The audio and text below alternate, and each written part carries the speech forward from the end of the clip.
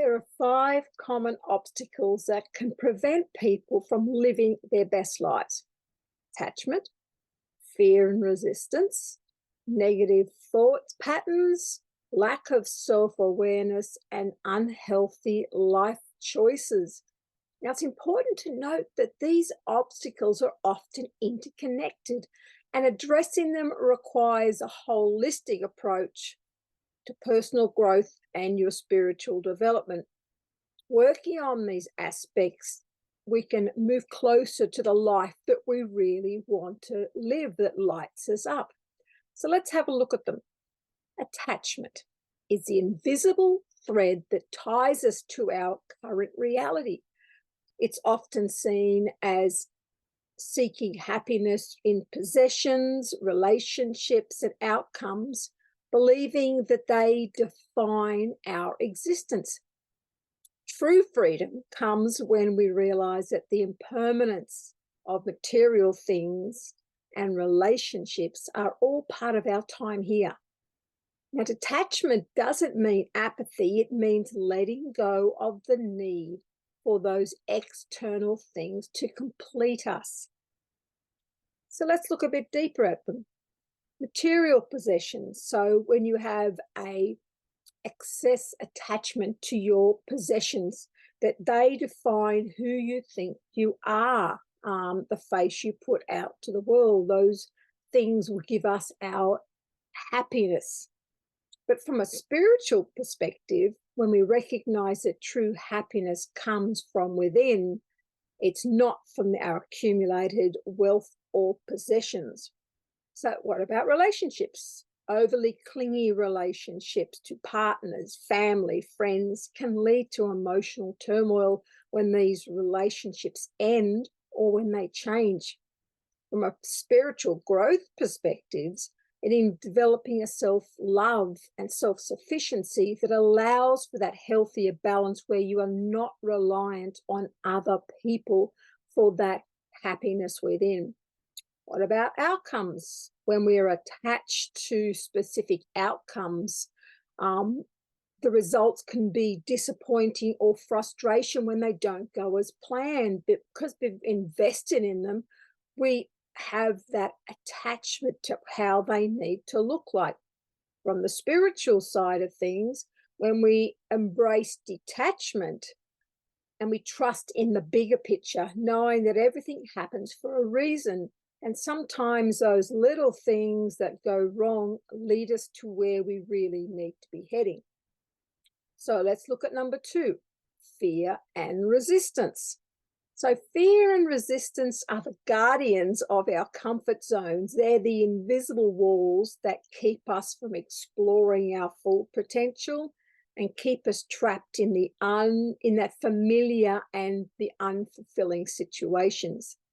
The unknown, possibilities of failure, change often paralyze us. Yet the spiritual path reminds us that fear is a passing shadow. Resistance is often a teacher in disguise. So we can lean into that fear and embrace change. We can step into the flow. And we find that when in the face of fear and resistance, that our strength and our resilience come from within us.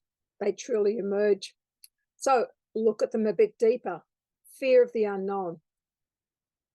Fear often arises from uncertainty of the future. Spiritual teachings encouraging individuals to trust in the divine order of the universe and then not having the need to control all aspects of our lives. So fear of failure. The fear of failure can be paralyzing and it can prevent us from pursuing our dreams.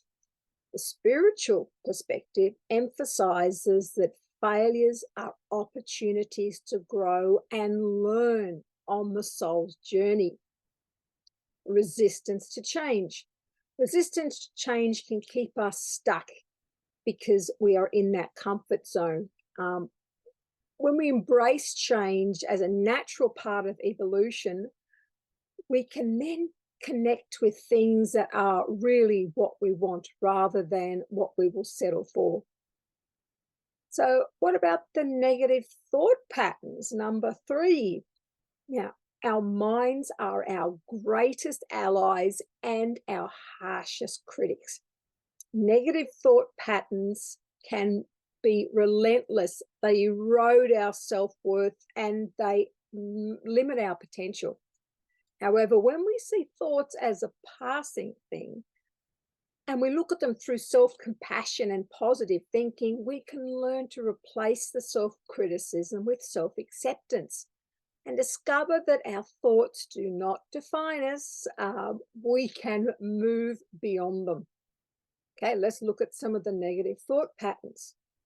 Self-talk, self-criticism erodes our self-esteem and stops that forward progress.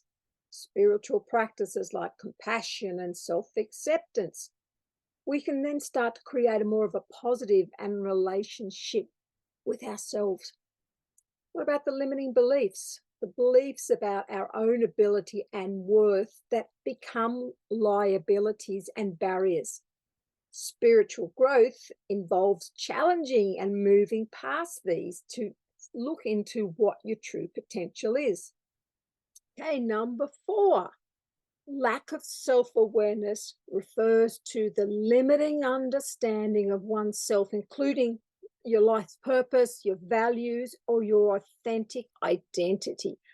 Many of us wander through life without fully understanding ourselves or the values that guide us. So the spiritual journey looks at the quest to rediscover that true nature that aligns with your soul's calling by embracing our authenticity. Without a clear understanding of one's life purpose and values, we can lack a sense of direction. Spiritual exploration involves introspection, self-discovery, so you can align with your actions at the deepest level of your values and aspirations. So your authenticity. Many people wear a mask, or we conform to that social expectation, which leads to a lack of authenticity. When we look at the spiritual side of things, it's an awakening that often involves shedding the masks and the ways that we portray ourselves, so we are not living the lie and we can be truly authentic, no matter what other people say or think. We are true to ourselves. And number 5, the unhealthy life choices. So our body's a temple, and that means the mind is the sacred garden. Neglecting their care through unhealthy life choices can lead to rot and weeds. So the spiritual path invites us to nourish the body with love, good healthy foods, nurturing practices. Harmony of the physical and the mental comes into finding sure we are balanced with our mental attitude as well, finding that energy and clarity that we can embark then on journeys towards living our best lives. So let's break that down a little bit. So physical health. When you neglect the physical health through poor diet, lack of exercise, or substance abuse, it can lead to the physical ailments and the breakdown of the temple or the body, losing energy and vitality. Spiritual teachings emphasize the importance of looking after the body because it's the only one you get. So mental health, chronic stress, anxiety, unresolved emotional issues can all cloud that inner peace and clarity.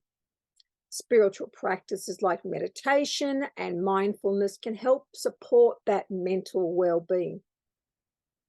So what are some techniques then that work on all 5 of those common obstacles? Well, let's start with the first one, mindful practices. Now, mindfulness is a really versatile technique that you can apply to all of these obstacles. It involves cultivating an awareness of the present moment without judgment. You can become more conscious of what your attachments are, your fears, your negative thought patterns, your lack of awareness, and unhealthy habits. When you develop a regular mindful practice, you can help observe these challenges without becoming entangled in them. So when we foster that self-awareness and that self-compassion, we can take a step back from and become the observer instead of the participant. So number 2 is journaling is a great tool. I love journaling. There is so much insight that you can gain from journaling. It gets you out of your head. It is a wonderful way to just connect with that higher self. It's a powerful tool for self-reflection and for growth. So you can explore some of those attachments, some of those fears, self-awareness, your choices and patterns. Write down your thoughts, write down the emotion, then you can get some clarity and you can develop a strategy then on how you can move beyond it. Affirmations can be customized to exactly what you want. So each obstacle can have its own affirmation. They can be a very broad general one, or you can drill it down and become very specific. So positive affirmations that promote the detachment, the courage in face of fear, self-empowerment against negative thoughts, self-awareness, making healthy choices. When you repeat these affirmations regularly, you can reprogram your subconscious and it helps to promote that positive change. All right, what about some self-compassion practices? So these involved treating yourself with perhaps the same kindness and understanding that you would give a friend. It's a universal technique that you can helps you to navigate the attachments by reducing that self-criticism, reducing some of those challenging negative thought patterns, developing more of a self-awareness with kindness to making healthier choices out of love, looking after your body, looking after your mind, looking after that self. All right, treat yourself as you would a friend. All right, number 5, seeking guidance and support. So it's important to understand that you don't have to go this alone. Don't hesitate to seek some guidance or support from mentors, coaches, therapists, or even some spiritual teachers. The individuals can offer you some insights and techniques and personal advice to address perhaps your specific challenge that you're facing. They can also serve as valuable allies on that journey for you living the best life that you can. Nothing is insurmountable. You first have to recognize that there is something that needs addressing. So I hope this has given you some insight and understanding on some of those things that we really don't even, we aren't aware of that is happening in our lives on autopilot. If you'd like to have some more spiritual content, don't forget to like, share, and subscribe. My newsletter comes out weekly. I will put the link in the descriptions box if you would like to join it. And if you need some assistance, contact me. I can work with you, or I can help you find someone who would perhaps be a great resource for you to use. So don't forget my book, Awake, Aware, Conscious. It will have lots of tools that you can actually put into play in addressing these challenging areas. So thank you if you are still with me right through to the end. I'm very much appreciated. Thank you much.